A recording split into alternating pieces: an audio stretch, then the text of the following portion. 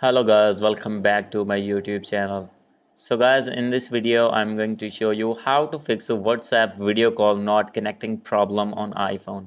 So guys, if you're using iPhone and having this type of problem that your video call not connecting, so guys, simply you can fix this problem. So let's start without wasting any time.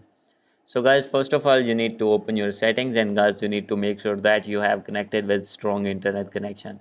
So guys, this problem is occur when you have not connected with Wi-Fi or connected with weak internet connection.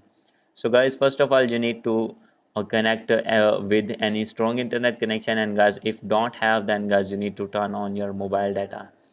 And guys, secondly, you need to open your general, and guys, you need to click on transfer and reset iPhone, click on reset, and guys, you need to do reset network settings.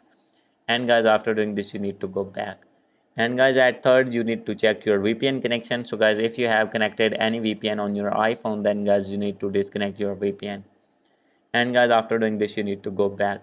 So guys, if still not fix your problem, all the settings are done by you, then guys, you need to open your app store here, and guys, search your WhatsApp. And guys, after searching WhatsApp, you need to update your app. And guys, after doing updates, you need to go back.